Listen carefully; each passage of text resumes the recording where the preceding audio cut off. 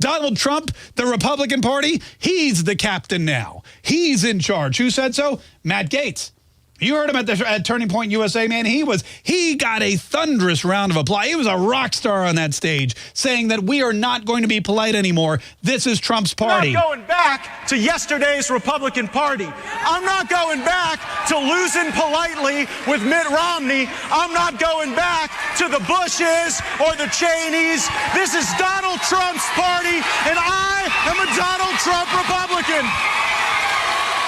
I never understood the whole losing politely. I never understood that either. Ask anybody who knows me. I am not a polite loser. I'm not happy about it when it happens. And I will argue whether or not I lost even before this election. And that's why on January 6th, Matt Gaetz and Mo Brooks and a bunch of others who are coming out of the woodwork are going to walk into the halls of the House of Representatives and say, we object to these electors. On January 6th, I'm joining with the fighters in the Congress, and we are going to object to electors from states that didn't run clean elections.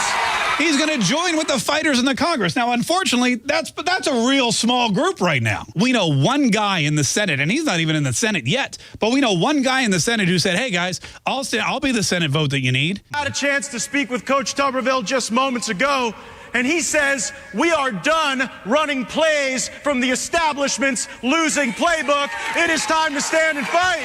Is it Tuberville or Tuberville? I always said Tuberville. Is it Tuberville? It doesn't matter. Coach T from Auburn.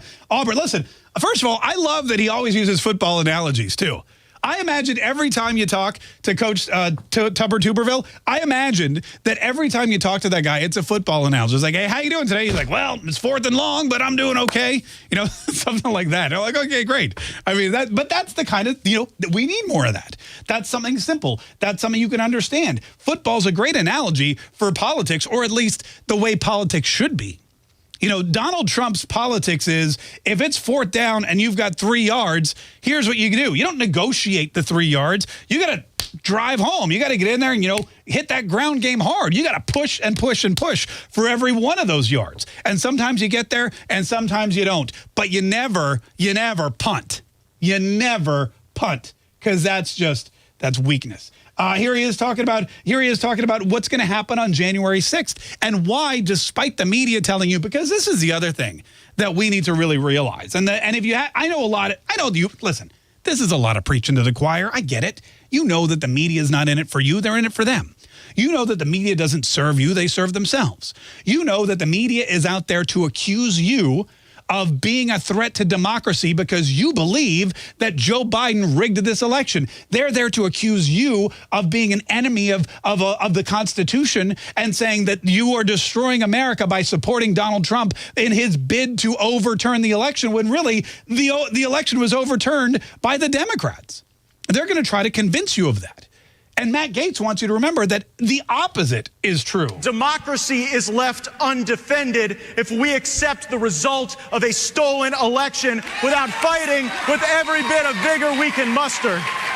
Democracy is left undefended unless we fight this election with every ounce of energy and vigor that we can muster. Do you want to be the one that leaves democracy undefended?